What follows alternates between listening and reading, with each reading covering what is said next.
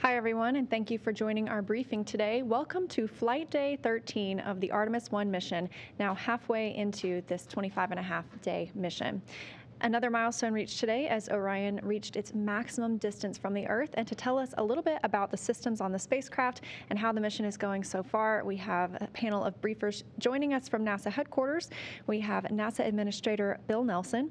And here at Johnson Space Center, I'm joined in the room by Mike Serafin, Artemis I Mission Manager, Rick LeBrode, Artemis I Flight Director, Howard Hugh, Orion Program Manager, and Vanessa Weich, Center Director at Johnson Space Center. Again, thanks for joining us. We have some media here in the room as well as on the phone. Ahead of taking questions today, just a reminder, you can press *1 to raise your hand in the phone to ask a question, and press *2 to lower your hand if your question has been answered. But before we get to those, we're going to turn it over to NASA Administrator Bill Nelson for some opening remarks. Thank you so much. Hi, everybody. Well, the NASA teams have been very busy over this holiday weekend because of the unbelievable can-do spirit. Artemis I has had extraordinary success and has completed a series of history-making events. So, for example, on Friday, for the first time, a human-rated spacecraft successfully entered that orbit for Artemis I called the distant retrograde orbit. And then on Saturday, Orion surpassed the distance record for a mission with a spacecraft designed to carry humans into deep space. And that record before had been set by Apollo 13 at about 248,000 miles from Earth. And just over an hour ago, Orion set another record, clocking its maximum distance from Earth, 270,000 miles. And of course, Artemis builds on Apollo. Not only are we going farther and coming home faster, but Artemis is paving the way to live and work in deep space in a hostile environment, to invent, to create, and ultimately to go on with humans to Mars. Now, since the launch, we have been receiving critical data back, and there's a lot more to come. For example, many of us know Arturo Campos was a NASA engineer who developed a plan to bring the crippled Apollo 13 crew home safely. For a mission that something terribly went wrong, it's looked in the annals of NASA as one of the most successful missions because they saved the crew. Well, on the spacecraft now, Orion, is Commander Munican Campos' namesake, his namesake aboard Orion. And this is a somewhat what we would call a mannequin, a Munican. He's outfitted with sensors to provide data on what crew members might experience in flight. And that data will continue Campos' legacy of enabling human exploration in deep space. Of course, we've said from the beginning, since this is a test flight, the biggest test after the launch is the reentry, because we want to know that that heat shield works at about 5,000 degrees Fahrenheit, almost half as hot as the sun, coming in at 32 Mach. It's going to hit the atmosphere at about 200,000, at the ultimate entry point, and then it's going to dip down about 200,000 feet into the upper atmosphere at that 25,000 miles an hour. And then it's going to pull up and it's going to bleed off some of that speed to about Mach 22, 17,000 miles an hour. We've already learned a lot.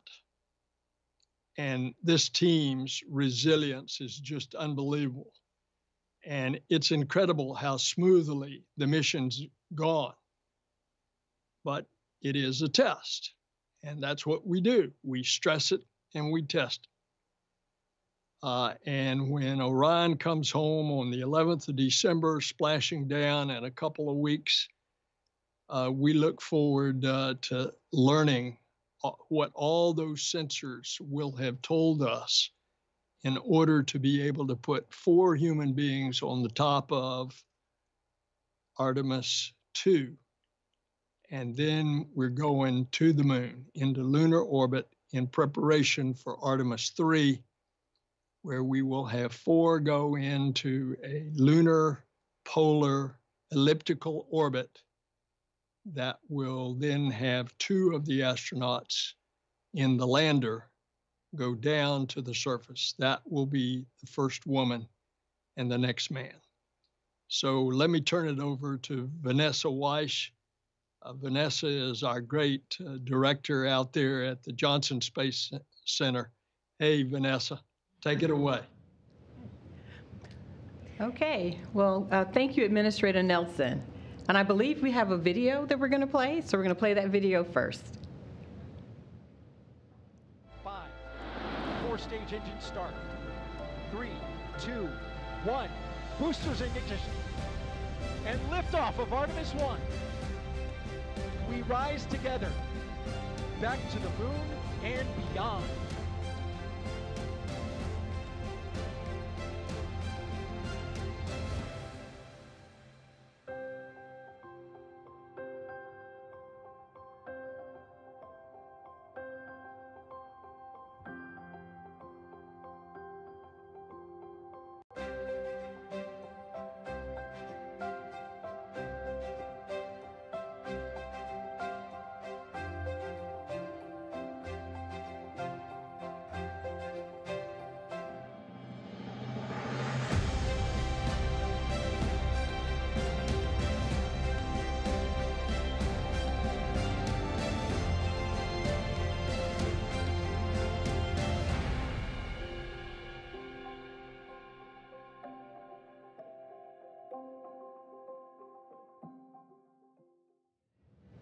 Wow. So go Orion.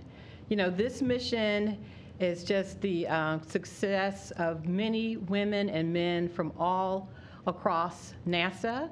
And then for Orion itself, Lockheed Martin and the flight control team. It's just a wonderful opportunity that I have. I've gone over to the control center and had an opportunity to talk with many of the members of the flight control team, people in the support rooms, back rooms, and thank them for their work. But now isn't a chance for me to publicly say thank you to each of them for all of the hard work that they've put into this mission. I also want to thank Howard Hugh as the program manager. I want to thank Rick LeBrode as the lead flight director, and I want to thank Mike Serafin as the mission manager. The mission is just going completely flawless. Of course, we're learning. There's things that we have to, figure out about the systems themselves. But, Orion is just performing so very well. This is a chance for us to talk about the fact that with Orion today, being a spacecraft that is in lunar orbit, we also have a spacecraft, the International Space Station, that's in LEO. So right now, our teams are controlling 2 spacecraft.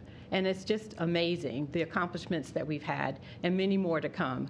But with the Artemis program, as the administrator said, right here at NASA's Johnson Space Center, we're just super proud of the Orion. We're also working on the Gateway, which will be a platform in the lunar vicinity. We're building new suits. We're building rovers. We're working with the Marshall Space Flight Center on the lander. All of that so that we can continue to explore with our astronauts going into space. This mission is just a great success. It's the beginning. It will allow us to do Artemis II, where we will put our astronauts on board.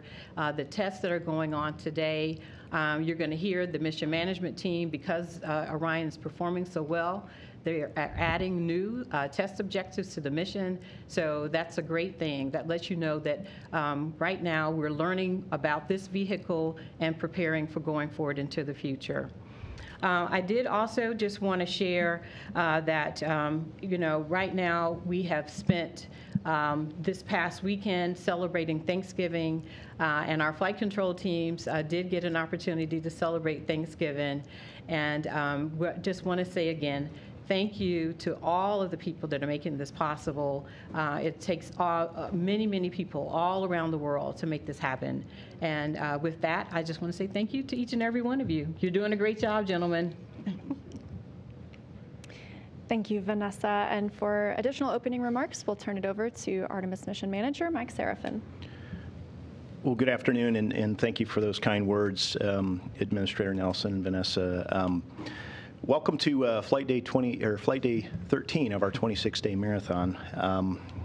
As Vanessa mentioned, we are looking at adding additional objectives, and the halfway point in this mission allows us and affords us an opportunity to step back and look at what our margins are and where we could be a little smarter to buy down risk and understand the spacecraft's performance for crewed flight on the very next mission. So this halfway point teaches us to number our days so that we can get a heart of wisdom. And adding 7 new objectives above the baseline that we agreed on to further characterize the thermal environment, but also the propulsion system, allows us to again get smarter for crewed flight. In terms of mission status, we are continuing to proceed along the nominal mission, and we passed the halfway point in terms of distance from Earth. We passed the halfway point in terms of time in the mission plan. And in terms of mission objectives, if you look back at Priority 1, which is demonstrate the vehicle at lunar reentry conditions, we bought down half of that on launch day by the rocket delivering us, the Space Launch System rocket delivering us to the point of translunar injection and setting up the initial conditions. We will not realize the second half of Priority 1 until entry, descent, and landing day, as Administrator Nelson described in his opening comments. In terms of priorities 2 and 4, we are 25% complete, so we've got 31 of the 124 baselined objectives complete. We have 37.5% of those objectives in progress, or 46 of the 124, and then 37.5% yet to be started. A lot of those are essentially tied to entry, descent, landing in the post-splashdown time frame. So adding the 7, what we're calling real-time objectives, adds above and beyond that 124 objective content in terms of priorities 2 and 4. And then priority 3, retrieving the spacecraft. We will again achieve that on entry and splashdown and recovery day.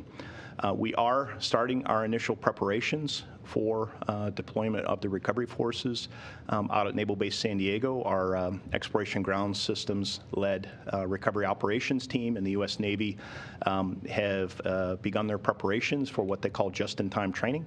And they are going to deploy tomorrow for that training and then come back to shore and then set up for recovery. In terms of the mission management team, we did meet, since the last time I was here to talk to you, we did meet on Tuesday, November the 22nd. It was a non-decisional meeting, 45 minutes, and we just largely statused the progress of the mission. We also met on Wednesday, November the 23rd. Again, that was largely a non-decisional meeting. We did go through the imagery findings to date, and we did discuss those, and there were no imagery findings of consequence through our integrated imagery team. And then the mission management team was off Thursday, November the 24th through Sunday, the 27th, largely because the mission is proceeding so well. And none of the anomalies or funnies that are out there are of consequence. We did meet today for 2 hours. It was a decisional meeting. We did close one of our anomaly resolution teams associated with the star trackers and the random access memory built-in test hardware that we're seeing a number of funnies on, and we essentially concluded that the hardware is performing as expected, and this is really just a byproduct of the flight environment. And then we did approve 2 flight rule waivers associated with setting up for the additional flight test objectives, and those will enable us to set up the initial conditions for that. So with that, I'll pass it back to you, Leah. Thanks, Mike. And I will pass it over to Rick LeBrode, Artemis I Flight Director. All right, thank you very much. I can't tell you what a pleasure it is to be here to give you a status on how well things are going. It's always a lot easier when things are going so well. I think I want to start with I have a graphic that shows, that you've seen before, it's the mission trajectory. So if you could put that up, please. It's pretty straightforward. We're halfway in the mission, so you figure we're halfway through the DRO. So I don't know if we got that. Okay. There we go. And if you look at number 11, which is essentially, like I said, halfway into the DRO, that's where Orion's located right now. The imagery was crazy. You saw that the imagery and that opening videos clip, and I can tell you, I was in the control center at the console for a majority of those images, the ones that include the Earth and the Moon, and it's really hard to articulate what the feeling is. It's just amazing to be here and seeing that. So it's certainly a pleasure. So I'll just give you kind of a status on where we are. Mike talked a little bit about, we're just clicking off our detailed flight test objectives. Everything's going extremely well. Going so well that we're working with Howard and his team, the engineering team, and the European partners to add more test objectives. If you recall, if you supported the pre-mission briefing, I talked about, the simple question was, why are we flying the flight, or what do we want to try and accomplish? And up to this mission, everything was just test data. So a lot of our models that the engineering team uses for their analysis, they're using just data, figures and test information. Well, the effort that we're doing now to get this real-time performance data from the vehicle and the environment is that valuable data that's going to be put into the test, to update the models to allow us to know exactly how this vehicle is going to operate, and it'll relieve us of a lot of our constraints. A lot of these objectives are going to be, the thermal environment. Try to expand the thermal environment. Right now we're constrained to we can get out of the tail to sun attitude for upwards of 3 hours, but when we come back, we have to wait 10 hours before we can do another excursion. So we're hoping to get more information, get smarter on how the vehicle thermally responds to give us more flexibility, and that'll be directly beneficial to the future Artemis missions when we're flying the crew. Let's see, for the mission to complete the trajectory, we had planned for 19 translational burns. Up to this point, we've done 9, and we've used every one of Orion's propulsion systems. We've done 3 larger burns greater than 100 feet per second using the orbital maneuvering system, the OMS engine. We've done 3 using the +X, or you'll hear them called as auxiliary thrusters. And those 3 were on the order of less than 9 feet per second. And then we did 3 also using the reaction control system, RCS system, and those were all less than 1 foot per second. And we did 2 of those burns where we actually maneuvered into attitude, the specific attitude, and thrust in a specific direction. And the last one we did was, it was a very small burn, but we did it multi-axis, where you don't even have to maneuver to the attitude. So it was a great test of Orion propulsion capabilities. We were going to do a burn today. We call these orbit maintenance burns, but it was a very small burn. We opted not to do it, and a part of the reason also is because when we do our next orbit maintenance number 3, which is in a couple days, we want to. This is one of those test objectives that we're adding, and we want to burn the +X.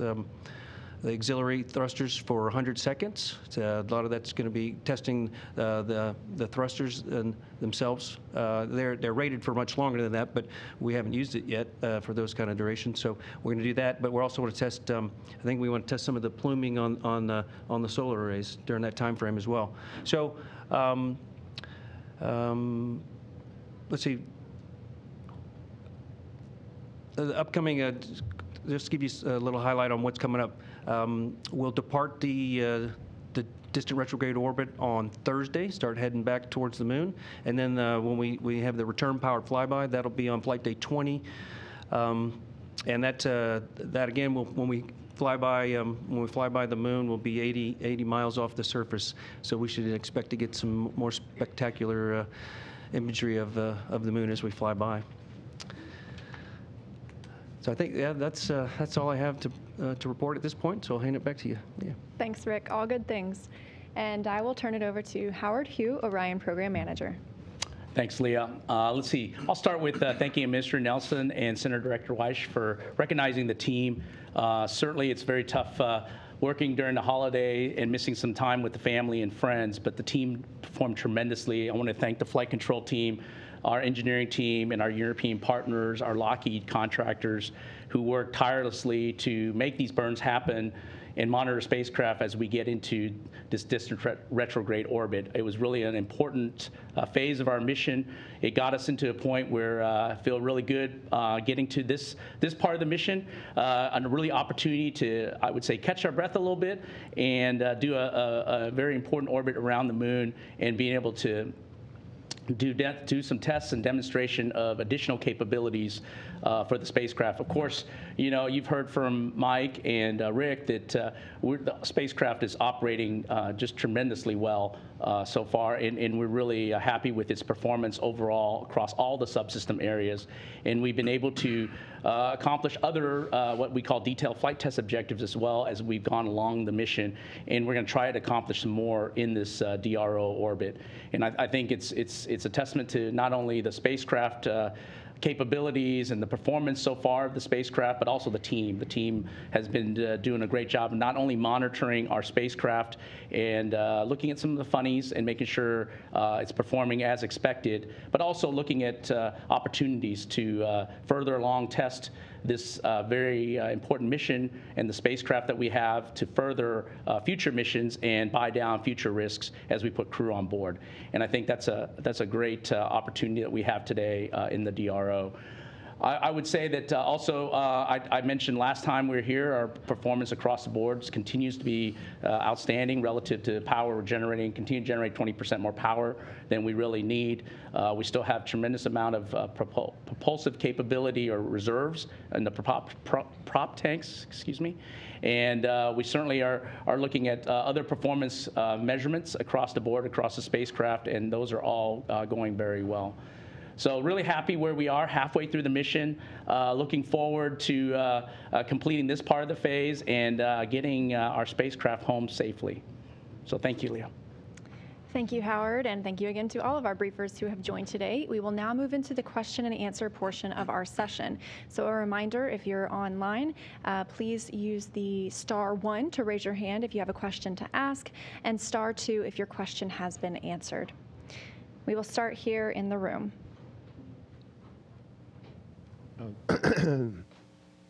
Thank you, Mark Carreau with Aviation Week and Space Technology. I know I'm leaning forward a little bit, but I'm wondering if you've received enough significant data from this mission so far that you can maybe update your planning dates for Artemis II and III, even, an estimate or a season or a month or a year? Or Do you want me to start with that one, Howard? And you can. Yeah, and I'll follow. Okay. That'd be great. Yeah, thank you for the question, Mark. We are starting to look at the Artemis II dates. We know that we need to refly some of the components from the Artemis I vehicle on the Artemis II vehicle, and we're looking at the detailed schedules there. It's a little bit early to say exactly what those are, but we did talk today in the mission management team about how the avionics boxes are performing that we plan to refly, and they are performing very well. I don't know, Howard, if you have anything to add on that. Yeah, I would say that to add on what Mike's saying, I think it's really good that we're looking at and getting all this data, especially with the avionics boxes we need for Artemis II from Artemis I. So we'll be making sure those get off the vehicle when we splash down safely and get the Artemis I crew module back. That will go into our Artemis II spacecraft. For Artemis II, we're also right now in the flow, so we're working very hard to go as fast as we can And we're learning a lot from our obvious Artemis I flow, and we'll incorporate those lessons learned into our Artemis II. We still have a lot of testing ahead with Artemis II spacecraft, both the crew module and the service module that we need to accomplish. And I think after this mission, as the boxes come back from Artemis I and put on board Artemis II, you know, at the agency level, we'll be reviewing all our schedules across the board and stitching those together. So that's where we stand today. Yeah, and Mark, the only other point that I would add is, you know, if you come back to our priority 3 objective, which is retrieve the spacecraft for programmatic cost savings and avionics reuse, that is baked into that retrieve the spacecraft objective. We had to work our way through a number of challenges just to get to launch, and we had you know, a variable mission duration, and we couldn't anchor the schedule activities until we got through the hydrogen leak challenges that we had, and the hurricane, and a whole host of other things, and then the launch date anchored which class of mission we were flying, and we are on a short class mission, a 26-day mission. So we're taking that into consideration now, and we're starting to work that into our schedules. Thank you. And just before we go to additional questions, a couple of things I wanted to note. Administrator Nelson and Center Director Vanessa Weich won't be able to join us for the question and answer portion. And then just a reminder to our media to please state your name and affiliation and to whom your question is addressed. So with that, back to the room. Thanks very much. Eric Berger with Ars Technica. 2 questions. First of all, for Mike, I think you talked about priority 1 objectives, and I'm just curious how much of the overall risk at this point you've retired. You've gone through launch, obviously. MMOD is looking pretty good, or it was as of the last briefing. The 3 different classes of thrusters on Orion seem to be performing pretty well. So, like, you know, landing is kind of the main objective left. So is that like 50% of the risk, 75, 25? Just trying to get a sense of where your primary concerns are in terms of sort of overall risks retired. And Howard, there was a blog post about a loss of comms several days ago with Orion. I'm just wondering what the resolution of that issue was, and if that's something to be concerned about going forward. Okay, I'll start, Howard, and you want to follow up on the blog post? Yeah. Okay. Thanks. So again, thank you for the question, Eric. In terms of risk that's retired, we did talk pre-flight about the Pareto chart, which identifies our top risk drivers. Certainly, micrometeoroid and orbital debris, which is our top risk driver, is in play until we get out of the space environment.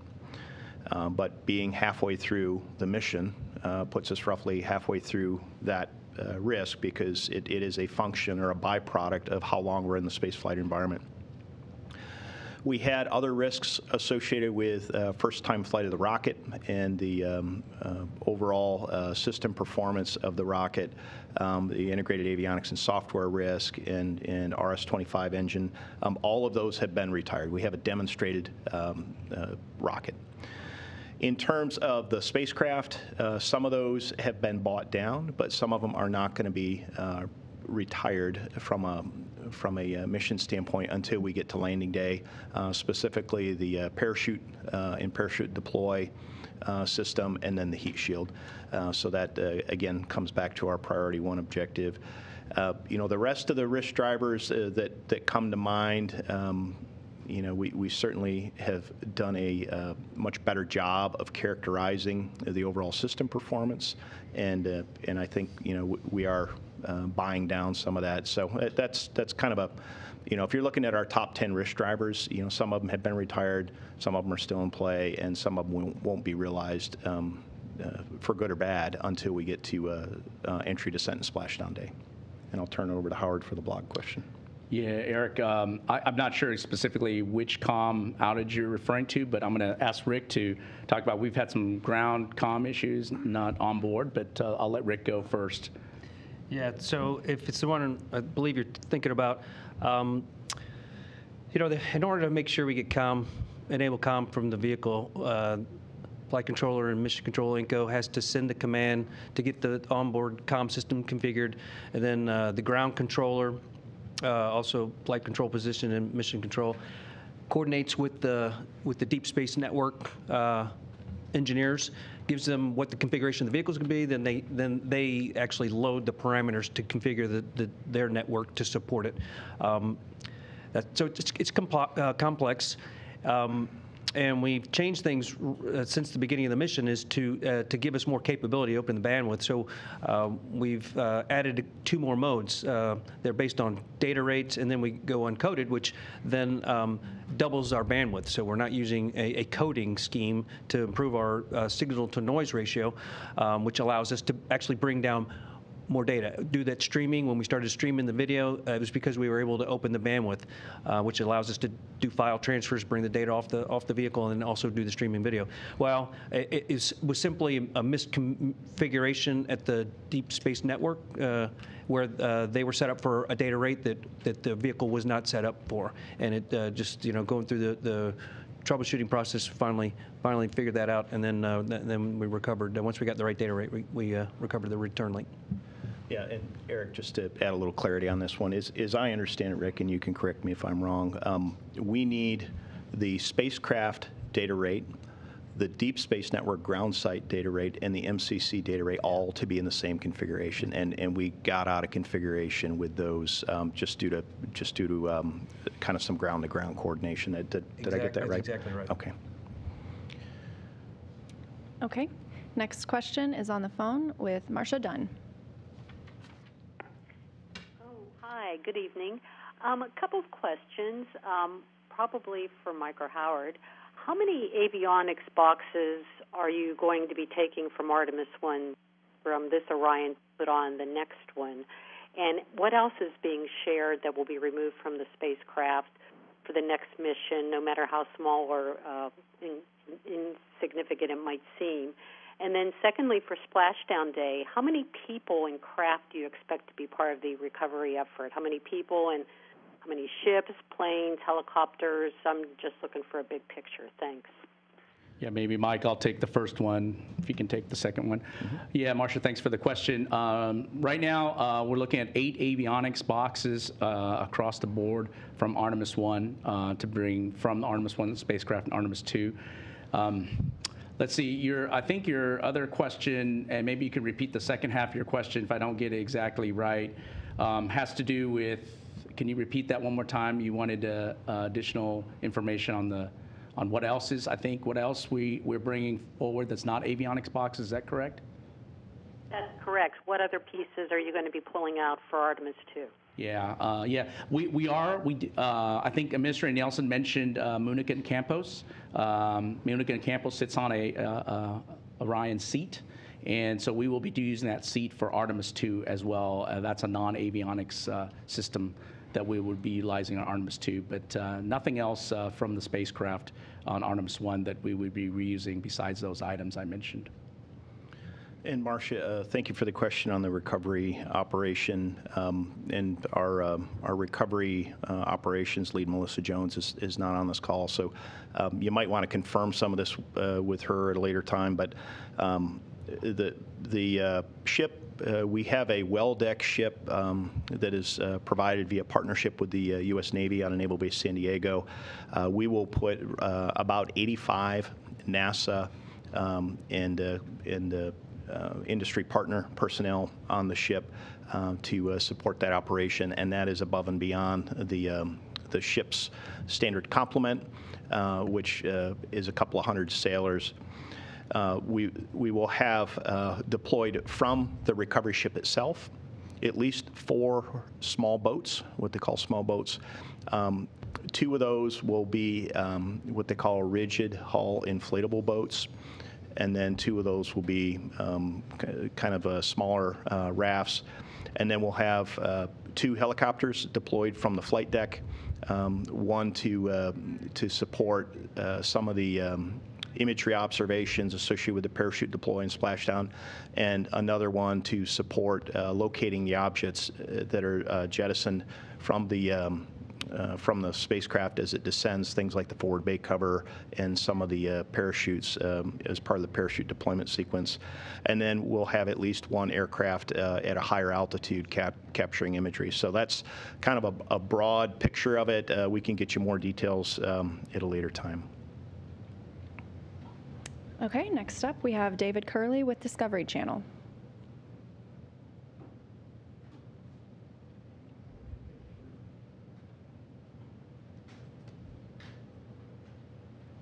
And David, if you're speaking. Sorry about that. I was having a little trouble. Can you hear me now? Loud and clear. I guess this is for Howard. Quick question.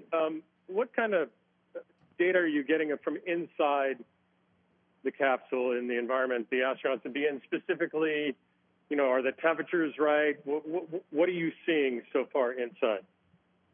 Yeah, right now, good question. Right now, we are getting temperature readings. We're getting, obviously, pressure readings as well inside the cabin, and everything's nominal as we expected. Certainly, what was loaded or what was in the atmosphere when we closed the hatches, what we've got, and our leakage rates are really low. I think it's like 0.03 per day or something like that, PSI per day. So we're really understanding not only just what's inside the cabin, but obviously a lot of measurements we have inside the cabin relative to Munich and Campos. The radiation sensors are all being recorded, so we won't get that data from the cabin until we get back on the ground.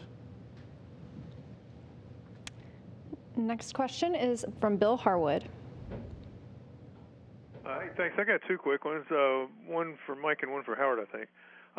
Is the Star Tracker issue you've mentioned a couple of times, is that the most significant problem you've had with Orion?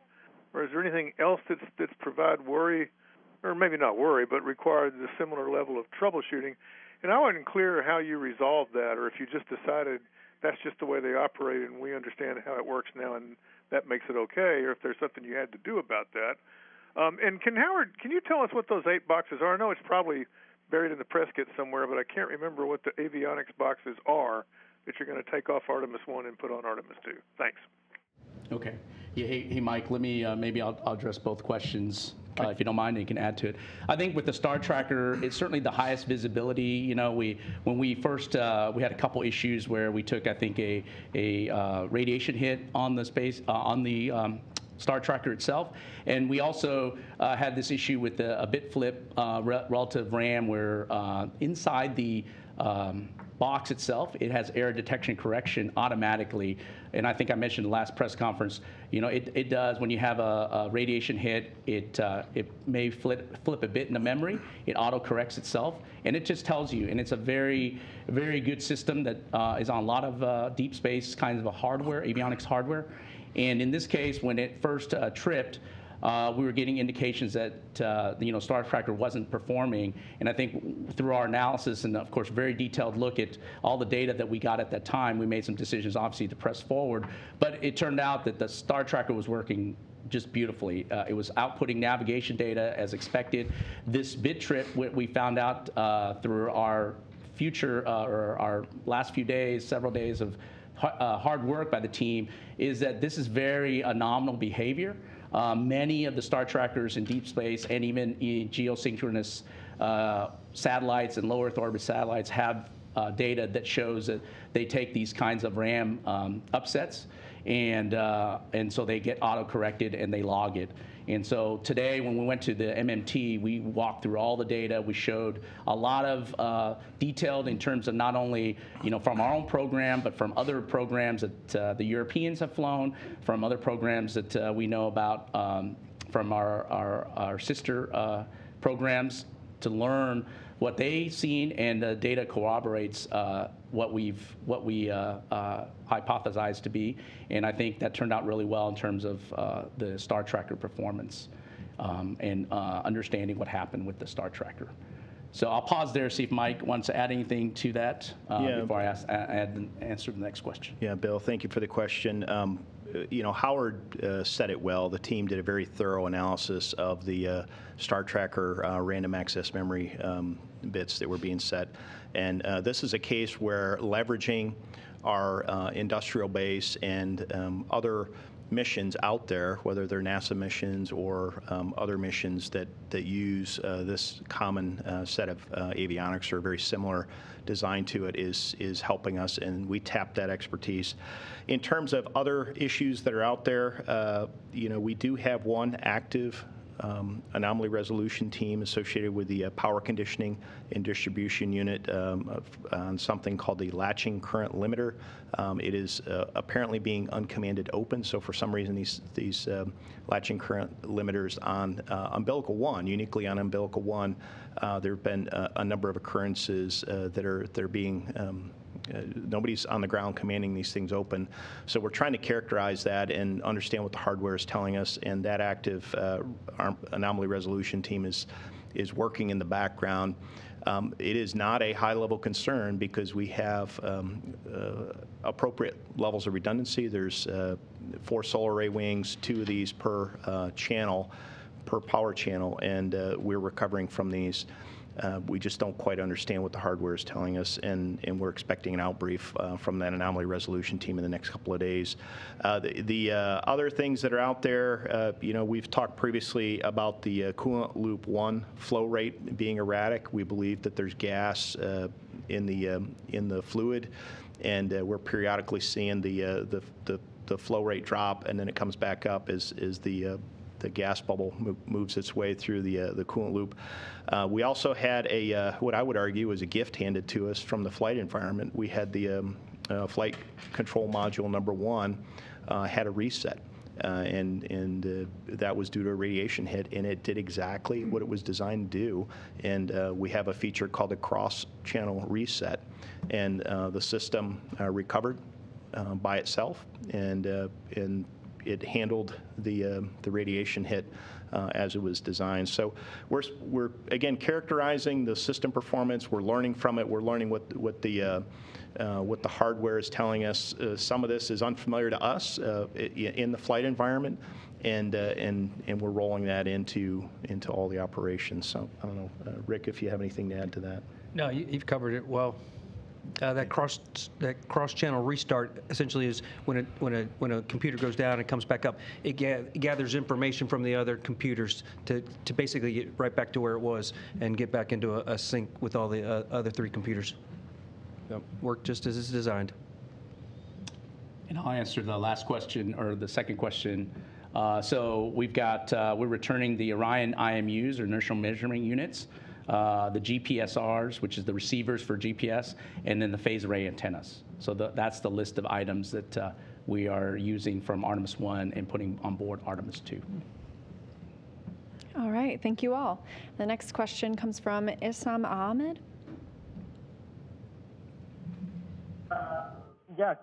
Thanks for doing this. For Mike Sarpin, will we see the Apollo landing sites on the next lunar flyby, and which ones? Thank you.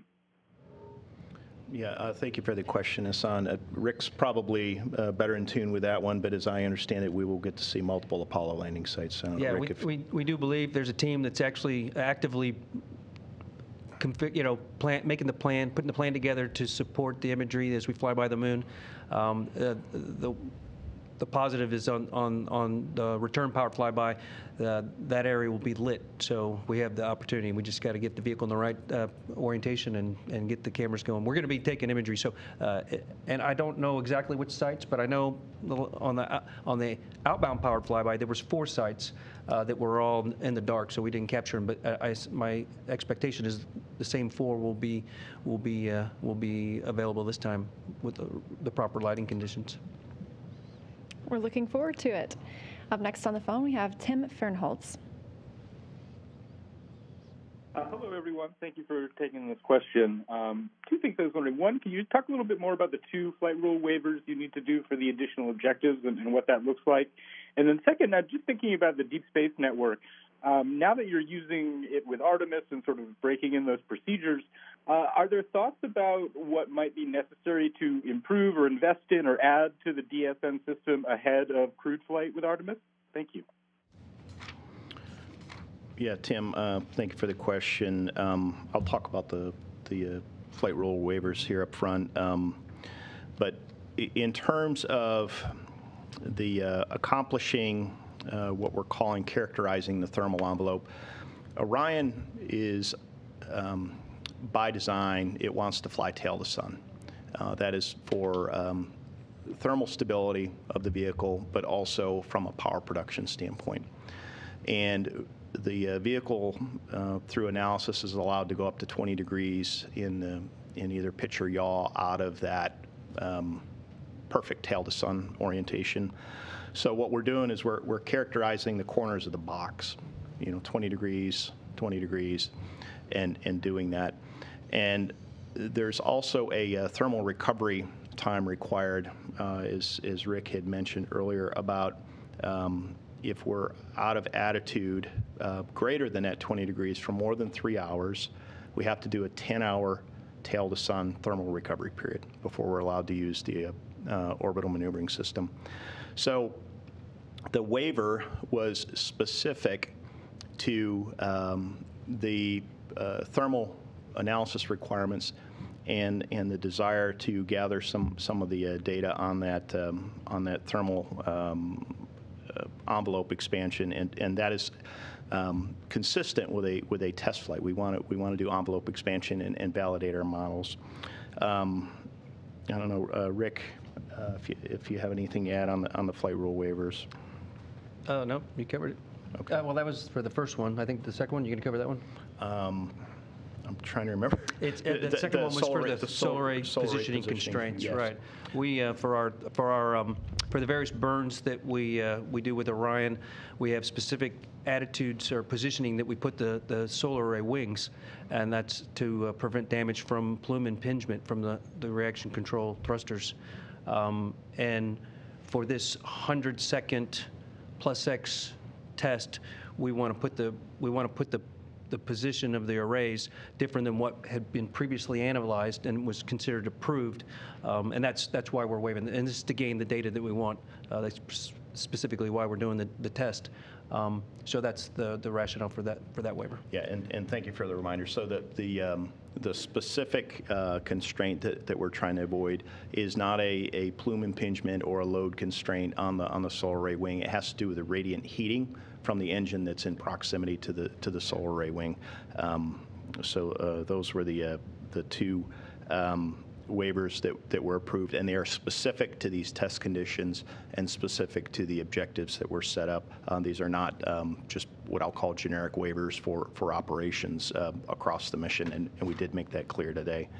Hey, Mike, would you mind? I'll jump in with a couple fine points relative to that. From a spacecraft perspective, Mike talks about the 20-20-20 degree envelope. I mean, we've already analyzed this as pre-mission.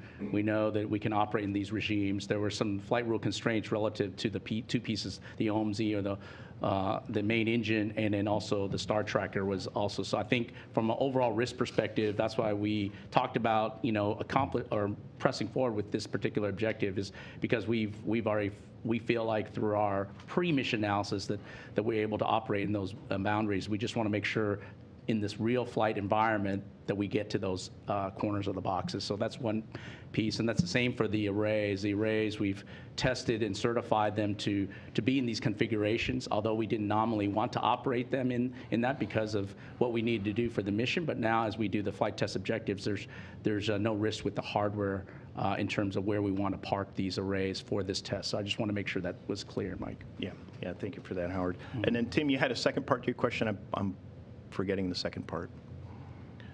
No worries. Thank you for the detailed explanation. I was just asking about, given sort of the work through of the process with the Deep Space Network, is there any thought to investing in further capabilities or improving that network ahead of crewed flight when it may be more important to get that communications done quickly?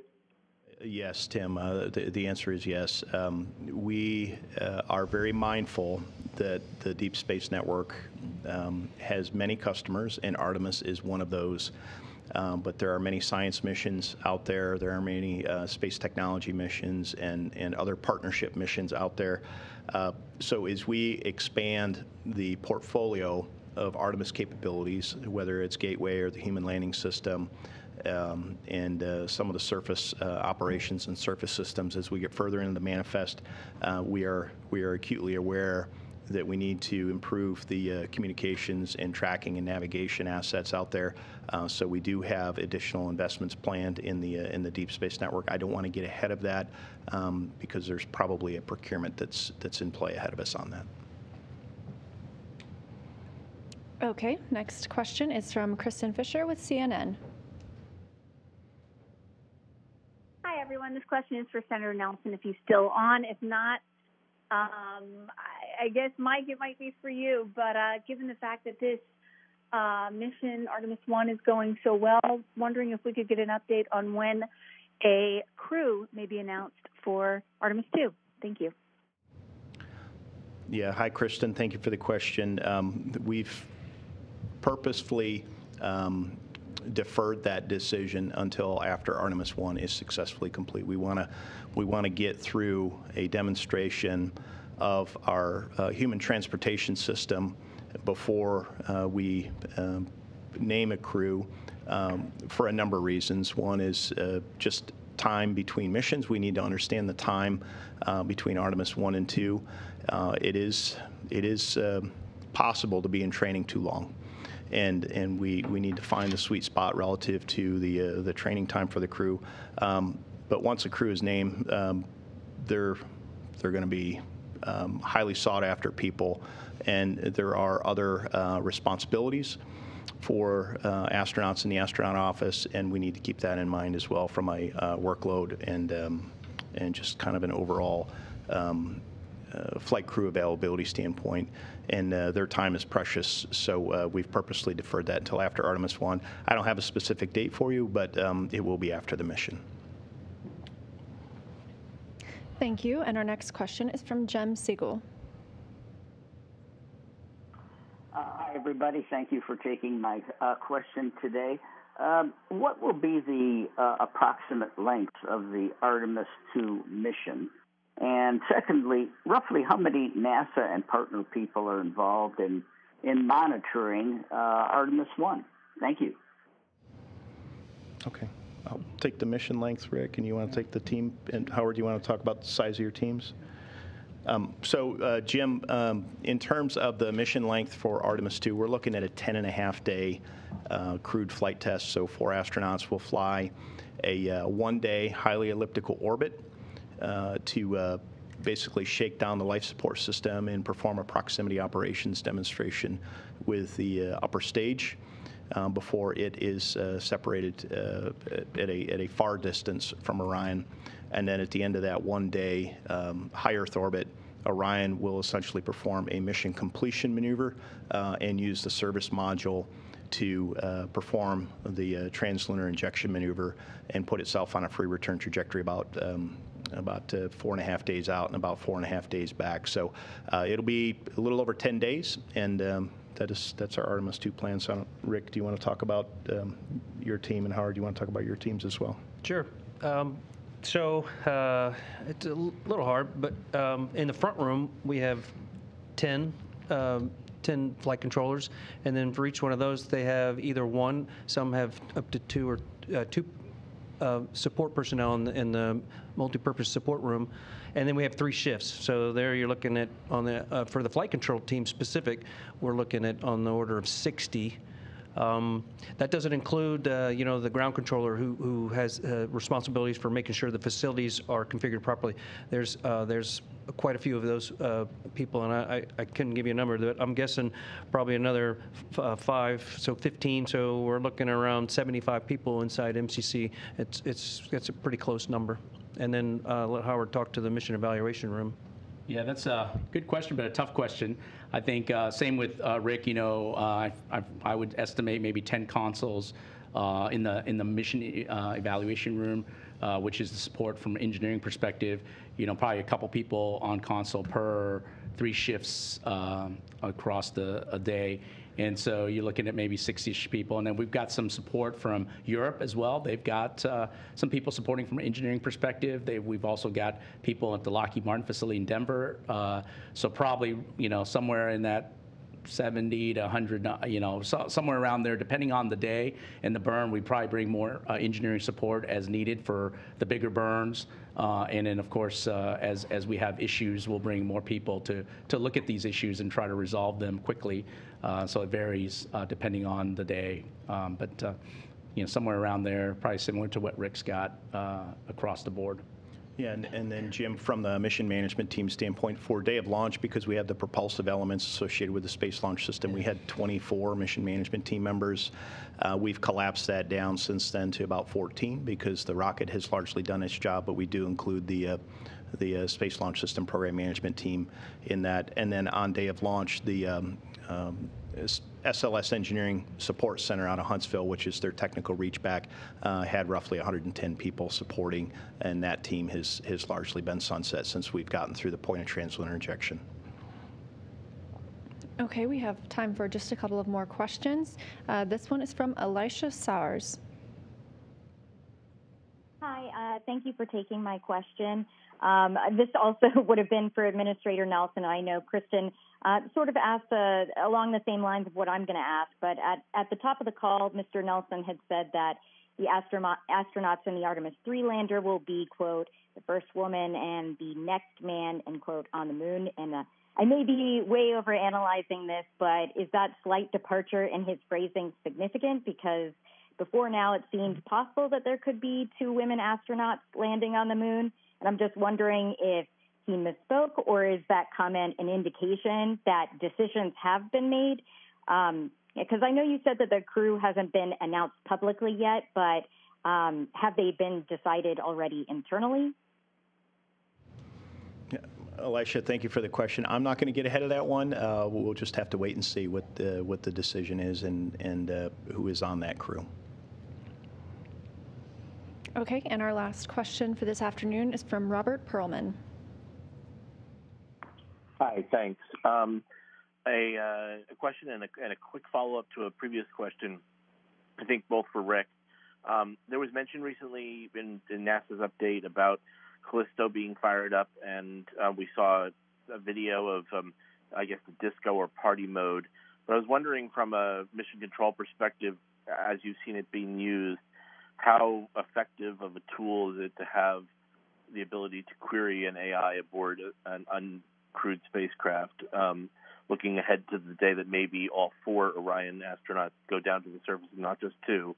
And then just as a quick update, when you were mentioning the Apollo sites, can you just clarify in terms of the resolution that the public should expect? That are you going to be able to resolve features at the landing sites, or are you just photographing Tranquility Base or Frau Mora, and it's just the general area? Thanks. Sure. With respect to the CIT, the Crew Interface Technology payload, I personally think it'll be very advantageous for the crews, probably more so when we actually leave Gateway and start going deeper into space, where the time delay between us and the ground and the crew, it's going to be problematic for us to be able to do things real time. And if they have a device on board that can answer a lot of their questions based on a database that they have, that seems like something that would be beneficial to the crew.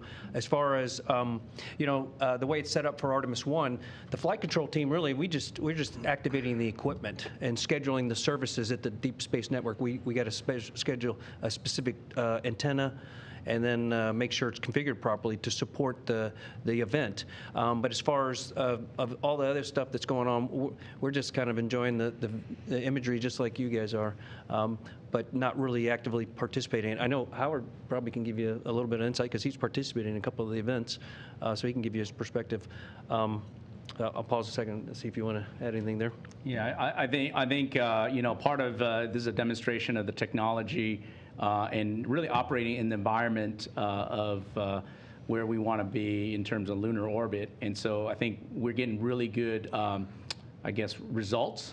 And I think it's been a good collection of data so far. And the engagement has, I think, gone very well, and appreciate Rick and the flight control team helping make that possible. I think it takes some effort to do the scheduling and coordination, and I think everybody that's participated in it has seen the value, as Rick has alluded to.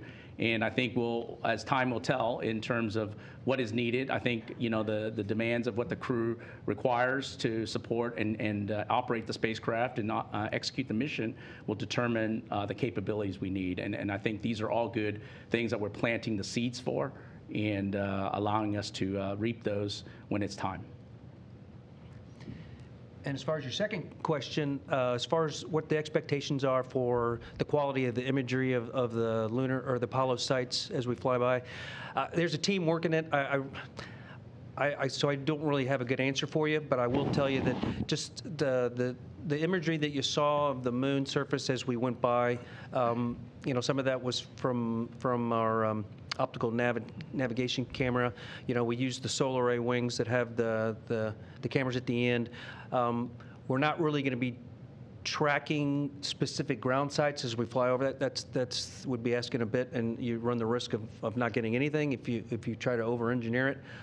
So it'll be comparable to what you saw as we went by for the outbound powered flyby. So I apologize, but I can't give you better information than that. All right. Thank you all who tuned in and asked questions, and thank you also to our briefers today, as well as Administrator Nelson and NASA Center Director Vanessa White here at the Johnson Space Center. A quick look ahead at some things we have coming up. We have the distant retrograde departure burn coming up this Thursday, December 1st, but ahead of that, we're going to preview with another briefing on Wednesday at 4 p.m. Central Time. Don't forget, you can also watch live views from Orion almost any time that we have signal from the spacecraft at go.nasa.gov/Artemis Live. Some amazing views that we've had so far today, so make sure to tune in and see those. You can also read our daily blog updates at nasa.gov or at blogs.nasa.gov/Artemis. And of course, don't forget, you can see the latest imagery and videos on our Flickr account at flickr.com/photos/NASA2Explore. That'll wrap it up for us here today at Johnson Space Center. Thank you all for tuning in, and we'll see you again soon.